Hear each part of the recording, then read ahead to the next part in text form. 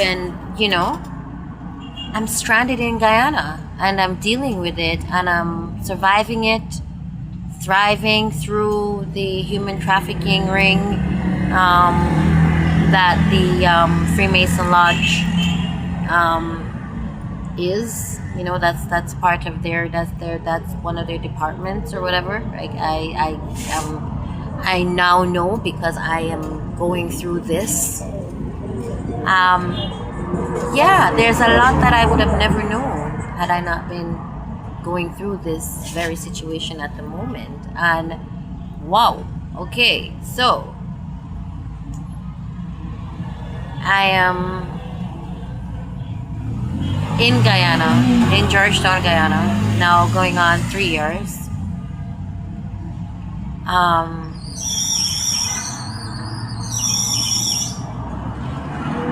This lodge group that my parents roped me into by taking rewards from this lodge group apparently and trying to sell me, their child, to them. But it's a subtle sort of trafficking where they infiltrate your life without you actually knowing that this is happening. So you just get trapped and not even understand what's going on, and you don't have any family. There's no backative. There's no anything to go to because they already took the washing machine and the money and the visa and the ice maker fridge and the multi unit gas thingy and the other visa and for that my family have basically allowed these people to infiltrate my life. And I would have never known because I actually fell in love with somebody when I was in my teens and was with him for like 11 freaking years.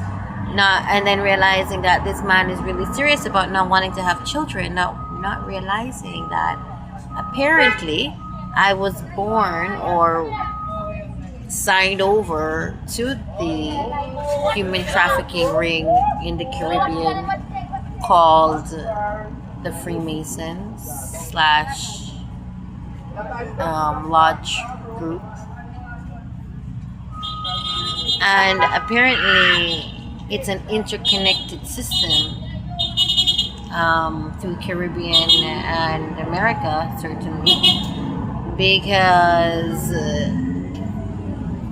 the fact that I never agreed to these lodge people infiltrating my life. I never agreed to any of this, but apparently their plan is to infiltrate the woman's life for her whole life, as long as they're able to. And there's certain things that I could have never known had I not been going through this at this very moment. Okay? Why am I living in the streets of Guyana? I'm educated. I have my businesses. I have my skills.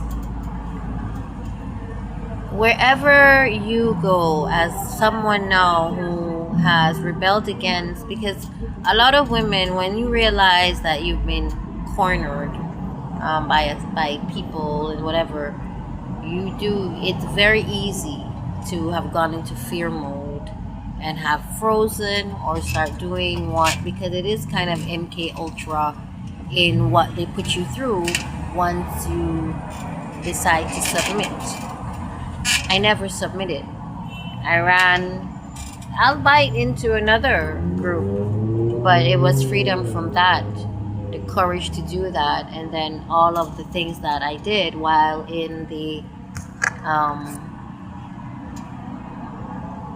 Damian Marley inner group of Rasta / cult called the Family of Distant Relatives, not realizing that they're people who know about what's going on with these Illuminati guys in the Caribbean and wanted to take some of that cream of the crop females and be able to have that kind of DNA running through their Rastafarian thing that they have going. So I basically I jumped out of the frying pan and straight into the fire. But again, once you realize that you have a supreme purpose, you have a divine purpose, my trajectory is very different from others, and I think I always kind of knew that, right? So something that resonated with me early on into this, because I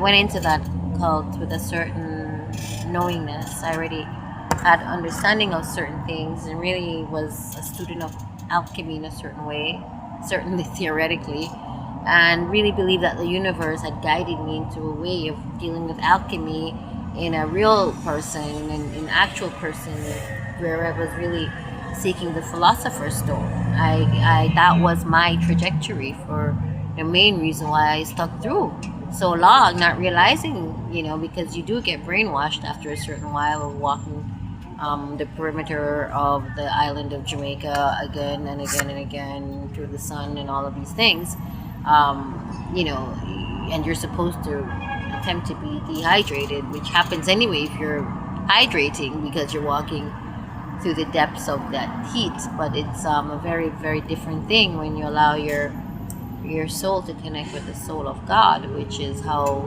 the sun was being viewed. Anyhow, the human trafficking ring that I was running from, I realized as I do my own little research, because I didn't even really understand the elements I'm really dealing with, because I'm on the other side of it. They're a group of people, they all having their plans, they're all doing their thing, and so let me start off by saying how the fear tactics start. So I'm living my life. I'm in New York. I'm this free spirit. I went to this overachiever high school called Brooklyn Tech, then City As. I started traveling since I was 19 with my boyfriend at the time, turned fiance, turned person I was with for 11 plus years. Stephen, Harvard educated attorney, corporate attorney, and me being a teenager, but us doing all these things, and me being introduced to jazz and just a really cultured upper class life, Anyhow, I started to realize certain anomalies, and I started to pull away from Stephen because he didn't want to have children, and I didn't understand that. How can you be talking about my DNA and all of these with all your Harvard friends, and every time we're at dinner parties, and you just acknowledging, that I'm this ideal sort of woman for you, yet somehow you didn't want children and you didn't want to go another level. So yeah, exactly. So I came to a realization, and that realization did start in Mexico, where I tapped in, and when I came to New York, it was just overwhelming how many questions I had and all of that. At the time, with all the questions and realizing that so many people in my life were interconnected, and this only happened because I broke up with Stephen, or I very much was trying to, because we took 2 years to break up because we were each other's best friends. We were just always together, traveling the world together, biking up the Central Park. We were doing certain things together, even when we weren't living together anymore. I was still cooking 4 or 5 times a week for him. He was still coming to the apartment when I moved to Tribeca. He was still in Chelsea. You understand? We were really good friends also. We really didn't know how we would really function without each other, because we were so much intertwined in each other's consciousness.